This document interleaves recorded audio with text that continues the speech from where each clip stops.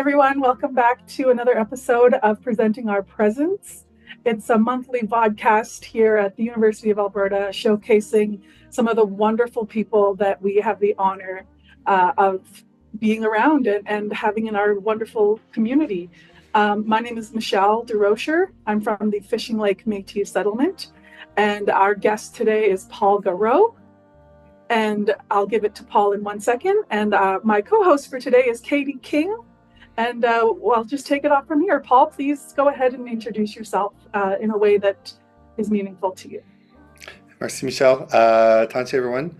My name is Paul Gareau. I am Métis French, Métis French from the village of Bellevue near the Batoche, in the Batoche homeland.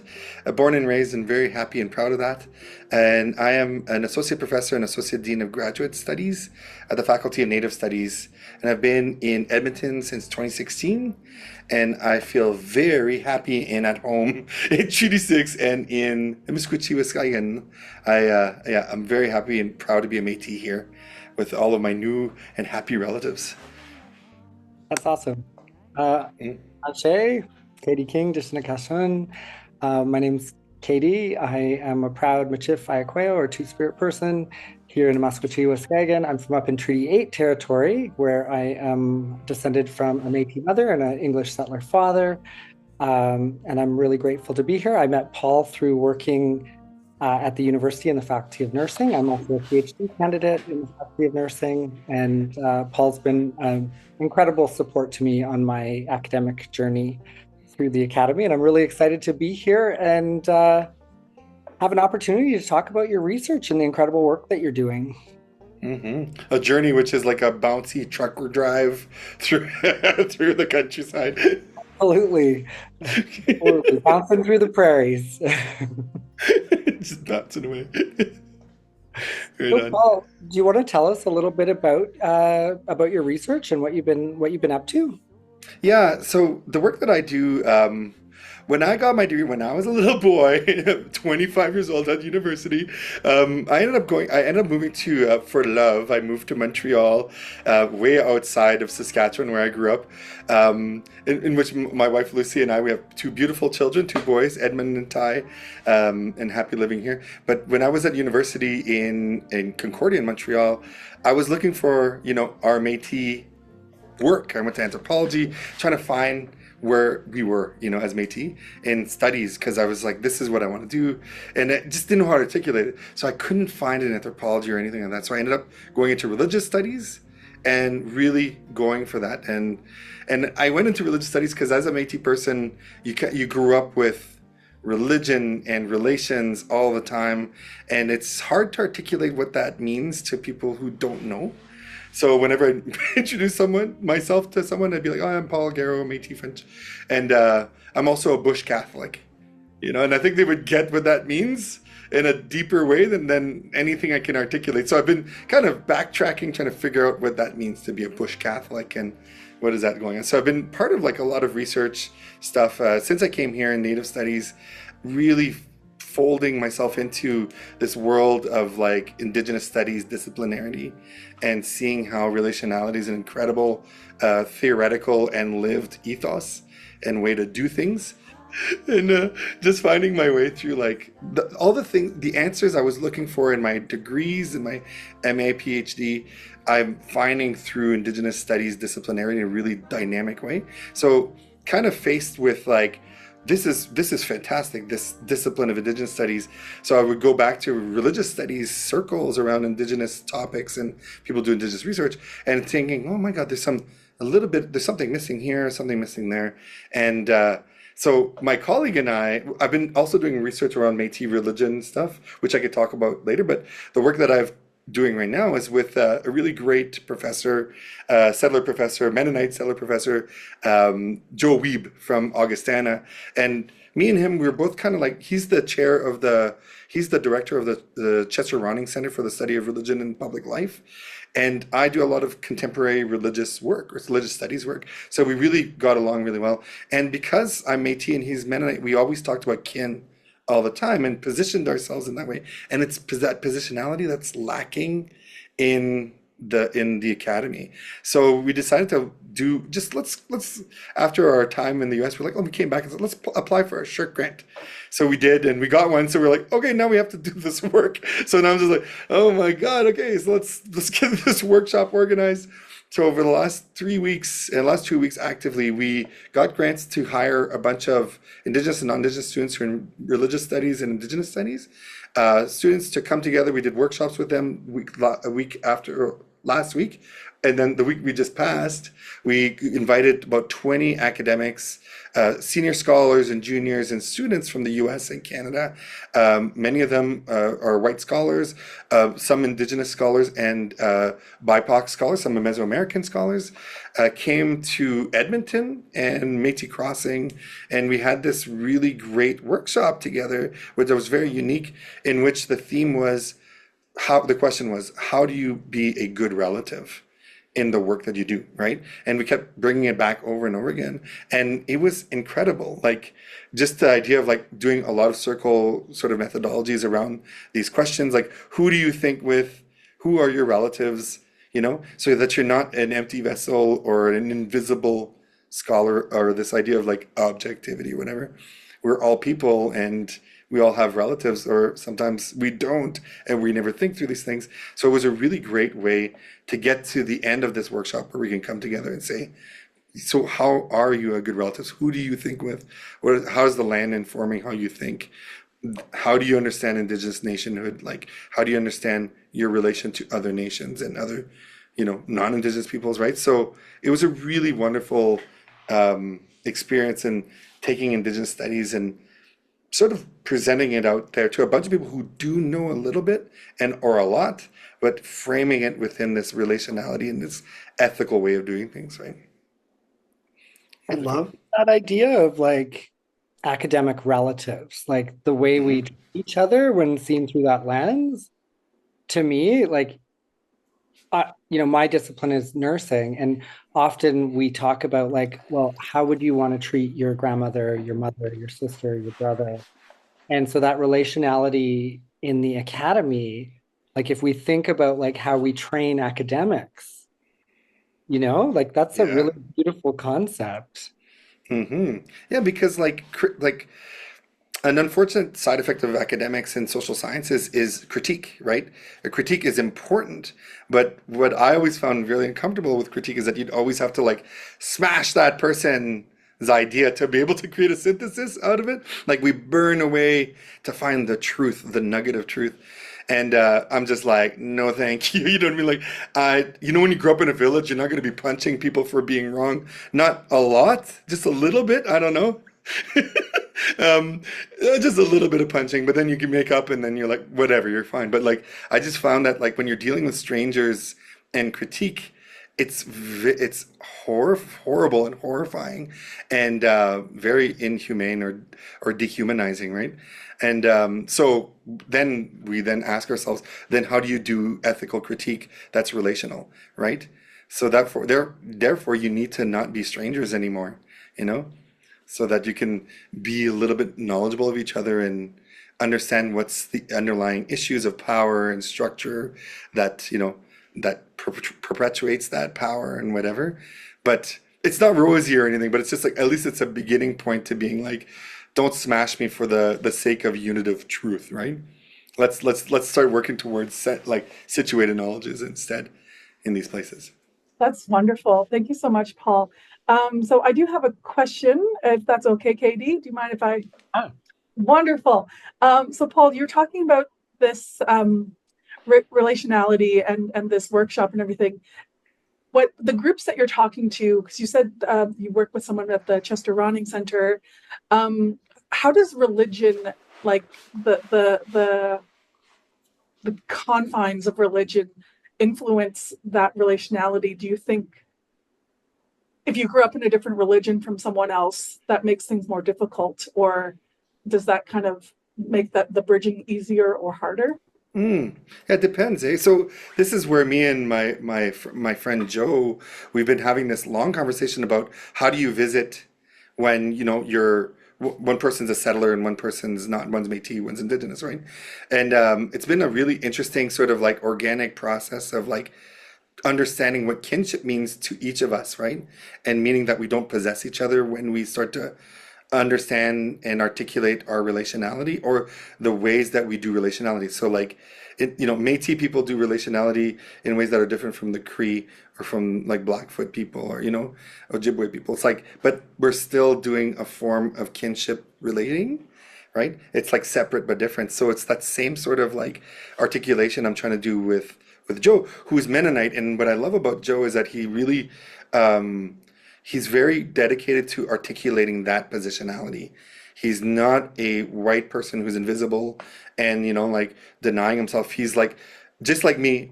He went to school to understand himself. So he sees himself as a theologian, a Mennonite theologian, and I love it because then it's like at least I know who I'm dealing with, and he can articulate that, right? So we're not like alone staring at each other, going, "Are you going to like possess me?" Or something like. I know his fathers or his ancestors more, and I know how he related to places where they ended up landing, and all this is really like making better relations. But furthermore, this is also a training for settlers, for non-Indigenous people to like articulate what it means to be relational, be good relations, which is never easy, right? And that's where that religion comes into play, pushing people very moralistically, like moral exclusivism, saying like, "Oh, you're not human enough, you're not moral enough," And as Métis, I think we've dealt with a lot of that kind of projection on us, like the devil in us, right? Like, which I'm fine with it. I'm fine. I'm good with that. But it's just like it's when we push that away and say like, then how do we work this out, right?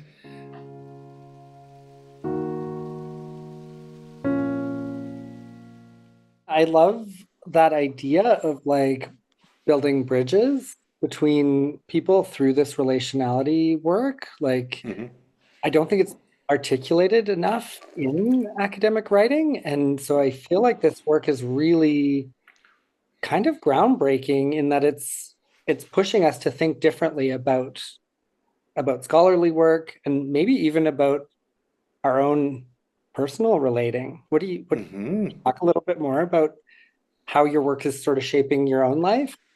Yeah, I think that's like it's really based on this is why I love Indigenous studies so much because it's based on the work that's being produced like in this building, like so I teach a class on religion and relationality and we spend 4 weeks I don't even talk about religion at all. Spend 4 weeks talking about relationality, and I, engage in like Matt Wildcat's work and Dan Voth's work. Definitely Kim Tallbear's work, right? When she's saying stuff like settler onticide, you're like, holy man, okay, what does that mean? Like just like preparing ourselves for those kinds of discussions. Definitely Cindy Gaudette's work on like QK like that is a big part of it. So then like and then Eileen Martin Robinson and like Dion Millions, like these are, and Chris Anderson, like all his work on nationhood and density, like these are really important sort of important approaches to understanding Indigenous critique, but in ways that are more relational, right? So then we start talking about religion because religion is like the water we swim in, even if we are like we don't know anything about religion. It still runs the world in a weird way. It's like it's a motivating factor. It's an identifying factor. It's extremely violent. It's extremely peaceful. It has all of this stuff, right? And it affects our lives in ways that we can't understand. And for me, that's always been my drive to like articulate that. And that's what Native Studies really does. I think Chris says he goes, we take something simple and make it complicated, where most people make things complicated simple. And I find that such a great explanation of like the kind of like critical anti-colonial work we do, right? That's based in community. So, but then we always have to go back to community and have those conversations. And that's always a struggle, I think, in academia. 'Cause I'm just alone in my office. I don't know where you guys are. So I'm not sitting in a hall waiting for the fiddlers to come up or whatever. Right? You've got me thinking about the ways in which like religion, like you said, it shapes everything we do, right? Hmm. Like wherever you're from in the world, there is a major religion that's sort of dominating a societal set of values and norms. And so like I feel like this work that you're doing, because it probably started off rooted in Catholicism, and then My is, work? yeah, your work. Yes. Yeah. And now Yeah. it's like branching into exploring this idea of relationality through different lenses, like Mennonite traditions. What do you see as like the future of this relationality work in religion? It's so funny because like even within the Métis Nation, we have this great diversity of understanding religion, and this is why I find this relationality work is so insightful because it's like when we look at it in terms of institutions and racialization, it's a complicated mess. Everyone's got different perspectives, and you're a Catholic, or you're an Anglican, you're a Protestant, or you're like traditional, or like, and all these things conflate and conflict, and you're like, oh my God. But then this is why the work with me and Chantal Fiola and Emily Grafton, we've done this project called Métis Expressions of Métis Religion and Spirituality Across the Homelands, which is a very long title that we never thought of until we started talking about the acronym. We're like, oh my God. But what we did was we were having these conversations and how like, well, Métis are just Catholic or they're traditional, but no one recognizes it. And for me, I was always like, this doesn't feel exactly right, like there's something. I grew up Catholic, and I grew up like in a French village, but my dad was Catholic, and there's something Métis Catholic, right?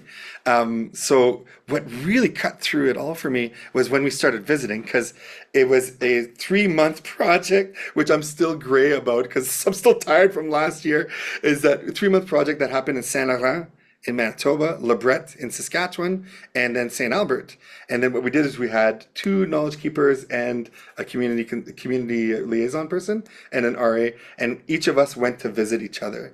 And with each subsequent visit, it was amazing how much we started to like really like be comfortable with each other and start to express our stories of place, and that all of those disjunct, all those things that conflicted, and all that ambivalence melted away, and we started talking about kin and situated knowledges of place. So by the time we got to Saint Laurent, back to Saint Albert, we had already danced like we had 4 or 5 or 6 great big parties, across the place, and had these great discussions about who our relatives were and like what's important for us and who our ancestors are and where we want to go in the future. And kinship became this central focus about talking about religion. And for me, it was just like, thank God, that's what I was looking for like the past 25 years, like in school.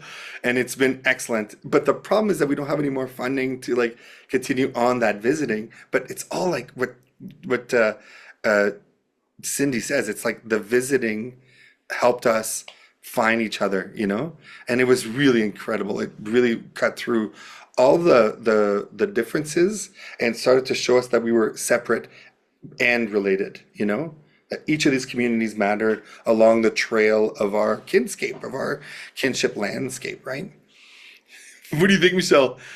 It's just really interesting because actually Kyle and I did a podcast episode with Cindy, and we talked about this. And so it's like it's reminding me of that conversation and her work, and how it's like you said, that relationality, that kinship.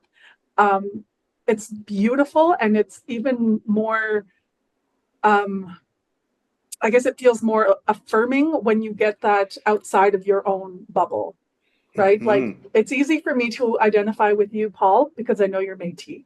It's Yeah. easy, yeah, KD. It's easy, like these are like, oh, I already feel it already breaks down one layer, right? Like that's it. I don't like whatever religious upbringing came into that.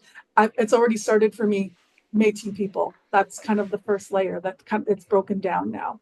And then having this conversation with Cindy last time, for us it was aunties. We're aunties, and so like, oh, now I feel like that kind of layer being broken down, right?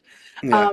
And I can't imagine being at that workshop that you had and all of these people doing that and feeling that all together, and just layer after layer being like, Yeah. no, Because just that.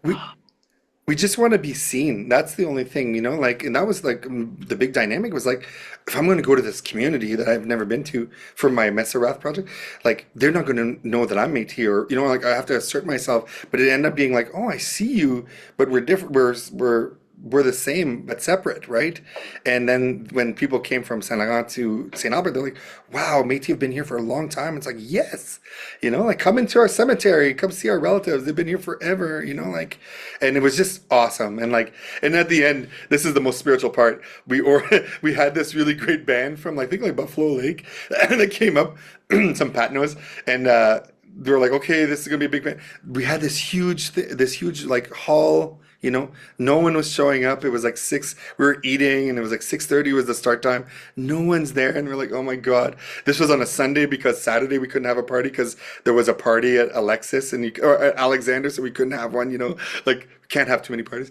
And then Daryl comes in, Daryl, lawyer, comes in, he goes, oh my God, it's full, it's full. And then we were like, what? We all packed into there, and it was just pumping. And the band played for 3 hours, and everyone danced. Like, people from all over the place just showed up to dance. And for me, that's Métis spirituality and religion, right? It's just like, we show up as serendipitously. We're like, we feel the music and we just show up The and we fiddle's dance all called. night. The fiddle's The fiddle, called. they call the fiddle. Exactly. Seriously. It was so awesome. Like, that was magic over and over again, that project. Oh, yeah. That's so awesome. Um, so I was just wondering, as we were talking here, it reminded me that one of the other projects that you had was the Indigenous Canada MOOC. Yes. And so you've moved on from that, but was this sort of kind of um, does this fall into it as well? Like, some of this work that you're doing here with religion and everything, does that fall into the same kind of Uh, work?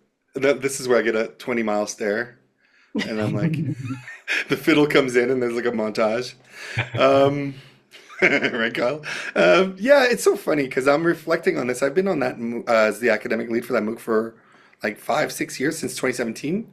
And coming back from my sabbatical last year, I was like, okay, I wasn't feeling it anymore, and I'm feeling like I'm at a point where I need to move on. But there's like up and down about what's happening. But what's interesting about the MOOC is that it's a great resource for non-Indigenous folks to figure it out, to understand what's going on, because it's always, people always claim ignorance for good reason, because Indigenous peoples are off the table for understanding, and if you study them, you possess them. It's like all this weird stuff, right? So, like, growing up in Canada, growing up in rural Saskatchewan, like, we grew up like 11 kilometers from Batoche, and in the curriculum they never talked about the Métis ever. It's like we live there, and that's like, I'm sure this happened over and over again, all over, and we know our history. Every Indigenous nation knows their history, like, all the way down, all the way out, right? So for me, like, this is like a really great tool to get people on the right track and a good baseline, right? But it doesn't really speak to the relationality work that I've been working towards lately, It's just, it's a good tool, right? So for me, I would love to, pass this on to another professor so that they can start teaching this, to like sort of disseminating this tool, and for me to go back into the class and start, doing a different kind of teaching, right? So, because it's really, yeah, it's really important to teach about this stuff, but also it's important to do visiting and do good relations, not just like, it's not an experiment. I think that's why I thought of it, because I was like, from my understanding, it's a lot more settler colonizer folks that take this Indigenous Canada MOOC because they want to understand, because they feel like it's important, which, it is important It for them to is. have that understanding. But I'm just thinking your work in relationality, how that could help break that down, right? Even like, so that for them, it's not just about consuming that knowledge and understanding, but also now feeling more related to Indigenous community that maybe they Yeah, didn't feel that way before. that's right. Like what Sydney says about visiting, it's not like you're not doing it to get something. Like visiting is about knowing who you're from and seeing how your relatives are doing and like those connections, and that's why it's real. That's why it's spiritual, because it's that those serendipity that happens and the energy you get from someone is that's really a big part of it. But when you're doing like you're visiting with someone, they're like, so I'm corporate America and here I am visiting with you, like I'm Exxon Mobil, whatever. It's like, so what can you give me for the amount of time I spent with you? And you're like, nothing, get out, you know? So, yeah. So then the book helps you not to be like that. Don't be an a-hole, you know, or something like that, Like right? something you just said just tweaked for me a thought I had Yeah. about like how do we like when we're bringing that relationality into these conversations and religion, like you said something, it's spiritual. And I Hmm. think one of the things that I think a lot of people have a difficult time sort of discerning is like what is spirituality and what is religion? Like, you know, I Hmm. was raised Catholic. I call myself fondly a recovering Catholic, but It's uh like AA. Hello, I'm you need KD. support after. Exactly. You know, there were so many good things that came that I remember from being raised Catholic, going to Catholic school, having the influence of like priests and nuns in my early development life, and having some really Hmm. profound spiritual experiences through the practice of Catholicism that Hmm. were quite different from the non-spiritual elements of my Catholic upbringing. Like I remember having to recite the Lord's Prayer first thing in the morning, and we would all mumble through it like it was, you know, we could say it backwards and forwards without being awake.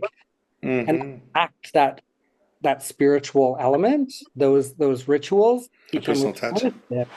Yeah, But yeah. there were also these profoundly beautiful spiritual moments of my religious upbringing that really felt that connection, that kinship that we've been talking about. How do you Hmm. think that sort of, you know, I think in religious studies, people are looking for spirituality, but often finding religion, maybe? Or I don't know. What's your experience? I'm not a religious Yeah. scholar. So this is the core. It's like anthropology. What is culture? You know, this is the thing we debate forever and ever on, right? On the definition of religion. And there's a book that's come out that I don't have in front of me called like well, it's the equivalent of this one called Religion in 5 minutes. So it's like indigenous religious traditions in 5 minutes, and it's like these little vignettes, written in like 2 or 3 pages, and it's a great book that sort of really goes into those kinds of debates and stuff. And in my religion and relationality course, essentially, it comes out to the fact that like indigenous peoples interpret things the way they need to in each of their communities, right? Because religion becomes this sort of like religion is the institution, spirituality is the form, and spirituality is the substance that you use to do whatever, right? And it's religion in the end is a very modern concept, very modern, being that like religion is there so that like secular enlightenment can be here. So then they end up fighting a culture war in which we're still fighting today, right? Between secularism and the spirit. But like, you know, like religion, governance is a form of religion. Like, governance is a form of like a way of like structuring something that, like, so like, for example, like, Wakotuan could be a form of religious structure in which we engage in spiritually. Like, there's a lot more to be said in terms of pre-modern understandings of religion and spirituality being kind of one. And now we're kind of stuck with this modern understanding of being its spirit. It's like split out. And with indigenous contexts, I hope I'm not rambling too much, but in indigenous context, we have this idea that religion is a colonial construct and spirituality is the thing that we do. And honestly, that's actually quite valid, because, you know, like traditional ways are part of a spiritual engagement in governance structures, right? But the thing is that what about indigenous Catholics and Anglicans who are spiritual, So for me, it like we cannot forget about our relatives all across the board when we start to sort of shape and articulate these definitions. So again, like it's about the relations and kinship and diplomatic relations that we have that inform those definitions in place, right? So coming to Edmonton and Misquechiuskegon and St. Albert, like this whole like St. Albert and Lac St. Anne, it's this really important place where Catholicism, where it's like I call it, well, not I don't call it anything, but I see it as relational syncretism, where like people will be very hardcore Catholics, and they'll engage in medicinal ways of being, right? Smudging and land-based work and understanding like deep knowledge about relations here. So it's like, okay, then these aren't assimilated people. Therefore, I think our definition of religion is a little bit off, right? So it's constantly trying to find a nice balance or a thing that's understandable to our people here. And the way I grew up in Batoche area, like what does it mean to be religious, right? So going to pilgrimage is a big deal to us, right? For what reason? I grew up going to Saint Laurent pilgrimage. Like I loved it so much as a kid. When I was in kindergarten, I wanted to be, you have to cross a river and there's a little ferry boat there, and I was like, Mom, can I be a ferry boat driver when I grow up? And it's just a little platform that like squeaks across the river.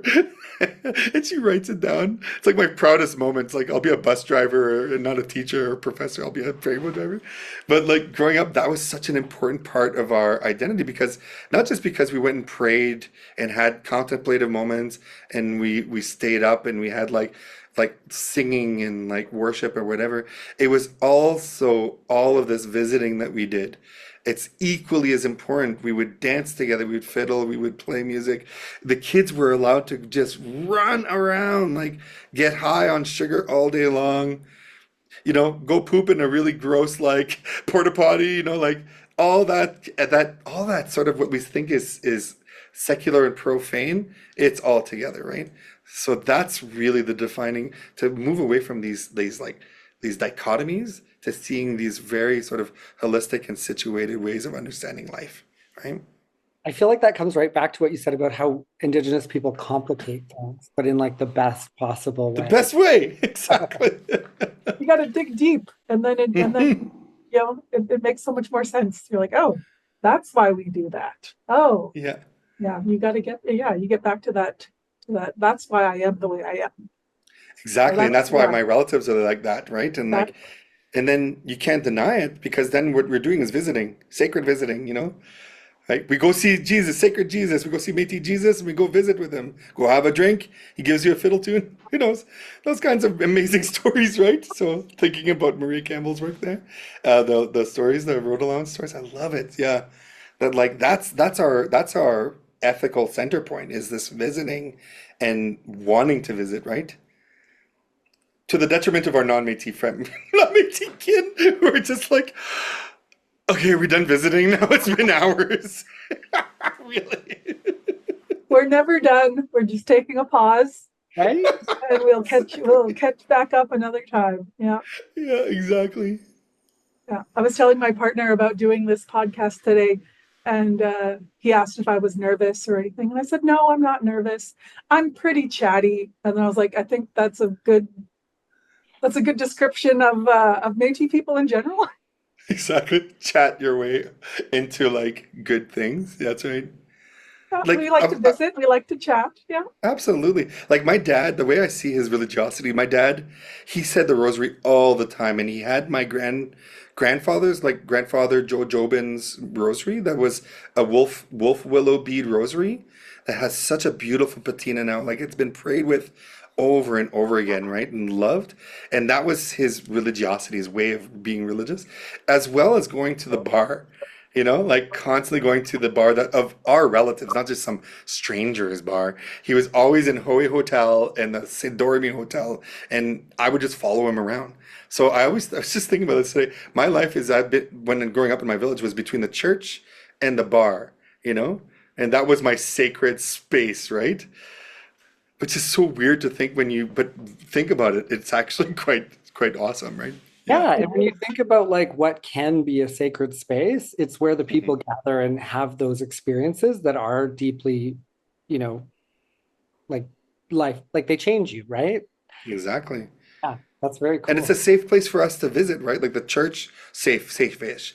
But like church is where we visit with God and with each other, and then the bars we visit with each other and God again. Like it's just like it's always happening in these two places. And when I moved away from the village space, I felt a bit at a loss. So I just never went back to the bar or to church, you know?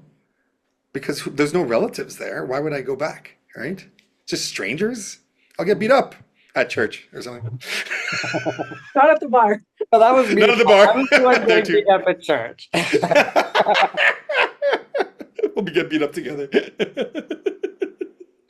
Uh, I wanted to ask you a little bit about sovereignty and the complexities Mhm. of Métis identity in relation to your work as well. Because I think this is something that keeps coming up in Canada. Like, what does sovereignty for Métis people look like? And, as we go through these sort of current political climate of like exploring what an independent Métis nation looks like in relation to Canada and in relation to our own relatives. Um, do you think there's something around religion and spirituality and relationality that's important to talk about here? Yeah, my God, that's such an important question, and it's such a complex question, and I'd love to hear from you as well, because, like Michelle, especially from you, because you grew up in a very strong community, right? And a lot of us, I grew up in a French village in a Métis homeland, you know? So there was so much racism there and like things that just drove us nuts, right? Um, but it's such an important, what I go back to my Messerath, that's my Métis, my metal Métis project I did with Chantal and Emily and the lawyers and Josh Morin and Rhonda Ashmore and everyone.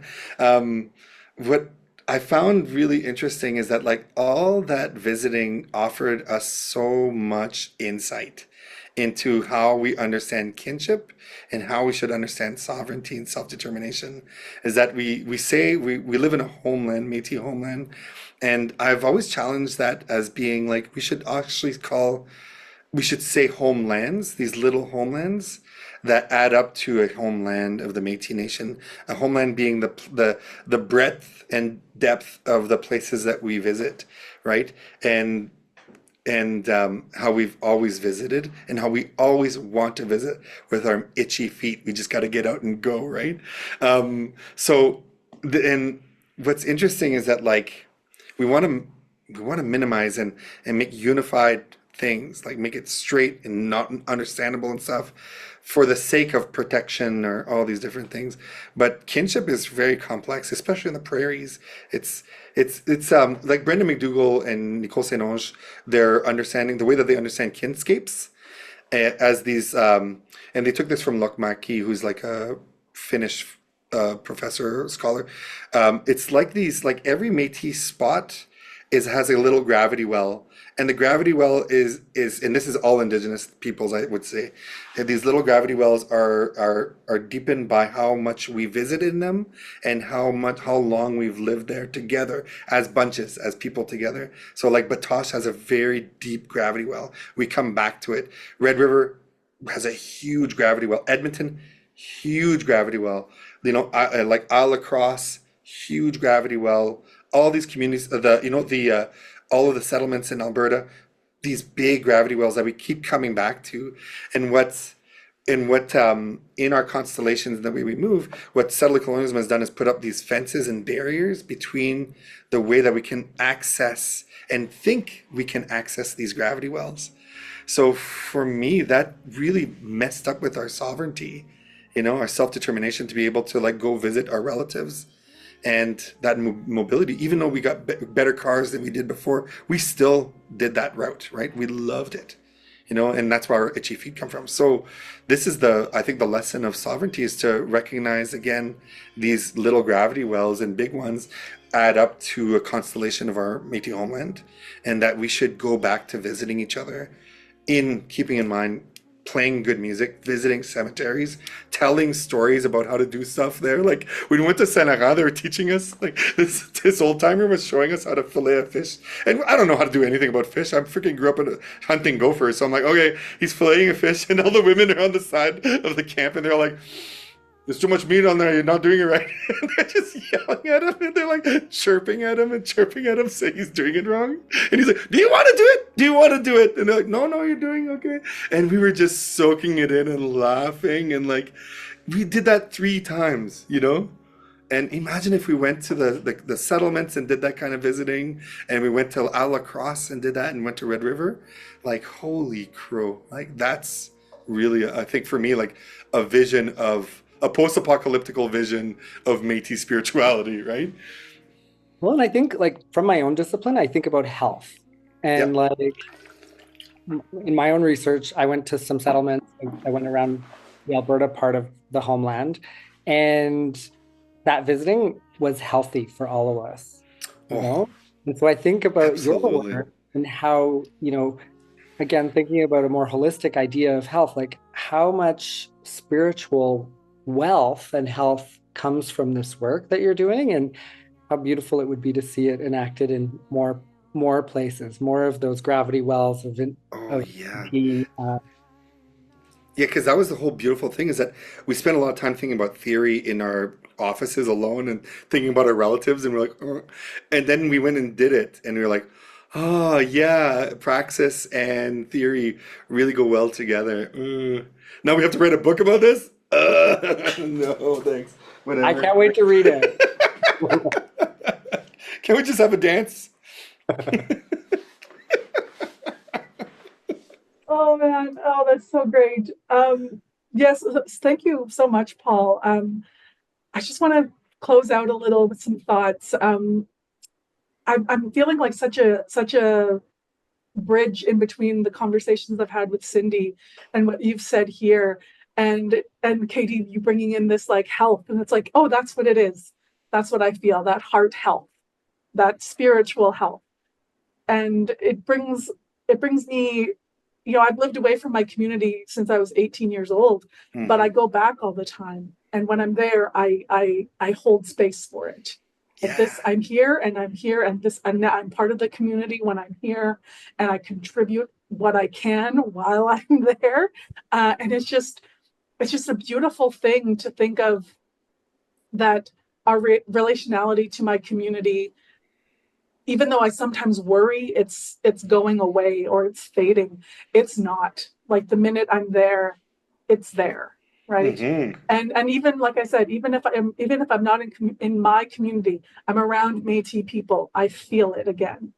It's just this beautiful, this beautiful feeling, this beautiful interpretation of like, oh, I'm not just someone. I'm not a Métis in Edmonton, like because that feels so solo, feels so alone. Yeah. Um, but like that. That's why I love about this podcast is bringing us together and having this visit, and it's just so wonderful to be a part of this amazing community.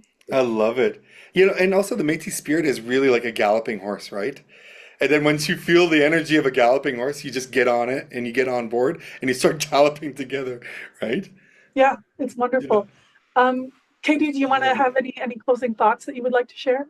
I'm just Yeah. grateful to have this time with you. I feel like I've learned a lot. I feel like this is going to be really useful to the community that gets to experience it because A, it's promoting your incredible work, and it's also getting us really thinking about how we work. Hmm. Because the relational work you're doing, I think, is going to have a huge impact in the academy. And I'm just really, That's awesome. But it's not perfect, eh? hey, nobody is. Disclaimer. Thank you so much. This was excellent. This was so much fun. Let's do it again Yes, absolutely. right now. Yep. Sounds good. Let's go. Let's do Okay, it. thanks. Merci, eh? Thank you.